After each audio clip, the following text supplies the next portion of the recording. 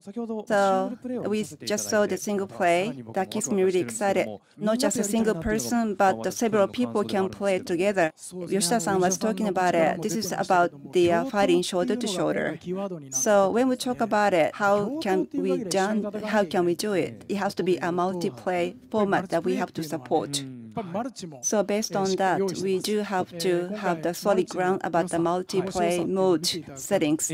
And I'd like to give you some sneak preview, and I have the clip. And this is a highlight for you to watch.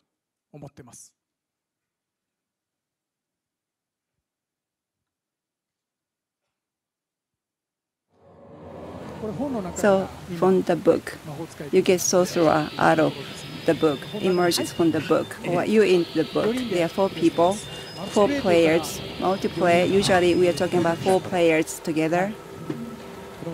And you see the flames, and you move. This is part of the magic, high velocity, moving from one place to another. You leave the trail of your footage, and you move, and you use the flame of the magic of sorcerer. And each one has its magic to use against. You beat some evil object, and this is the soul of the goblin.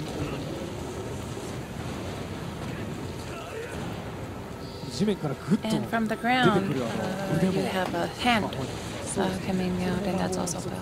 Yes, that's one of the magic. In the dark world, this is also very dark, but everything is not dark because it's basically invaded or overpowered by the monsters. They're conquered by the monsters. So basically people, human beings basically end up being monsters. It's by the Kerberos. It's like a wolf-like monster with 3 heads. So it's a little different from the conventional Kerberos, because this is our version, our take of Kerberos.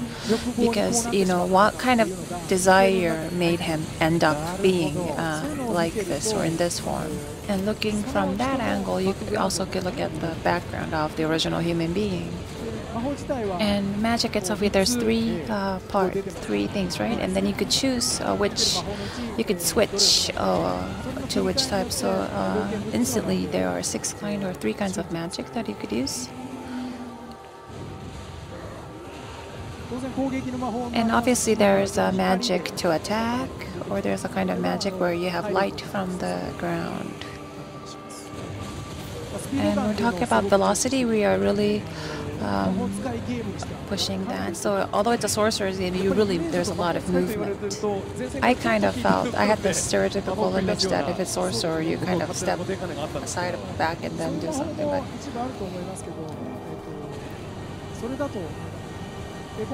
this time there's no warriors or brave ones or wise men like you see in other games. Those type of people do not exist, and there are only sorcerers in the game. And by using magic, you can be a warrior. The sorcerers can be a wise man or a warrior or a brave one. So everything is basically maneuvered and handled by using magic. On the screen, I just saw some red text. And by giving more damage to the enemy, there are some words in text. You see the weaknesses of the human side of the monster. This is a golem. Well, he's not an enemy, but basically he's the one calling. Well, he's basically coming out of the ground, beating. But now I took the sword. The sword is made by the tree. So basically, by sacrificing the tree, you get this weapon. And basically, there's a cost, or you pay a price to acquire powers. And now one of the heads of the Kerberos has blown away. And now you stopped time, and then you could attack in the screen. And while fighting, it's difficult maybe for people to read what's delivered on text. Maybe I'm making an excuse. You know, the type of words that the monster is actually saying is kind of more like an excuse. I'm kind of looking for the magic point, well, if you have something that you can sacrifice, or if there's something that you could pay for a price, you can always use your powers. Or if you don't own anything to pay for as a cost, you could also use your physical parts of the body, like your eyes or whatnot. And he's dead, or he's nearly dead right now, and so you have your team members trying to decide whether you want to redeem him, or to offer him as a sacrifice. And you use the magic of salamander by offering, and then using this fire power, you yourself become a huge fire, and you confront Kerberos. So this is basically sacrificing a life. So that's the ultimate sacrifice, or ultimate power.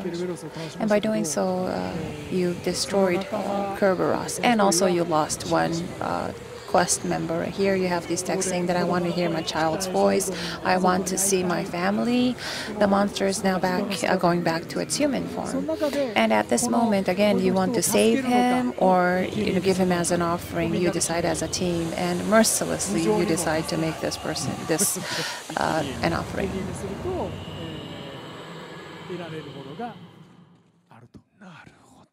And you have one life dead, so you won't be able to get him. So there's also, if you're going to sacrifice someone else, or are you going to sacrifice yourself? In a movie or in animation, there are moments where a guy says, I'll handle the situation. He's basically giving his life up. But that's very difficult to do. So this is the ultimate decision that you're going to have to make. So this is about the human emotion, a lot of humanities, and that's the important part of it, how to put your souls into the games. And the players, you have the allies, your friends and enemies, and friends and foes. You really have to think through. Right, you might end up, hating each other, or you become great friends, buddies. So that's a lot of experiences. You have a lot of insight about the people you play with, and you feel a lot of intensity each other, because you are sacrificing yourself or your friends. And that's a charm. That's the immense emotions that you get to go through. So it's about the sorcerer, and that's like a heroic image, and that could be what appears to be really exciting.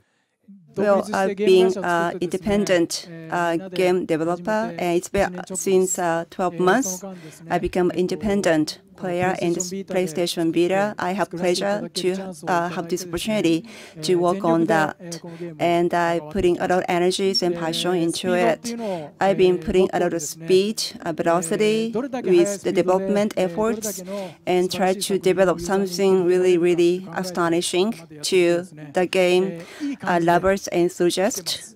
And things are working well, and within this year, I will be able to deliver what I promised to you, and something really, really exciting, most playful, joyful game you will be able to find out. So that's a sacrifice I'm willing to give out, and have done so much in order to get the fruit of the sacrifices, my personal sacrifices. I get a lot of things in return, and I get empowered with the people I work with. So I have the blessing of the wonderful team members, and try to gain what I pay for, and I'll do everything I can until the delivery date. So please stay tuned. Wait for the soul sacrifice coming up very soon. So you don't have to pay sacrifice so much. The PlayStation Vita and the PlayStation Vita software, that's all it takes for you to enjoy. So thank you so much. Thank you. Mr. Inafune, thank you so much for joining us.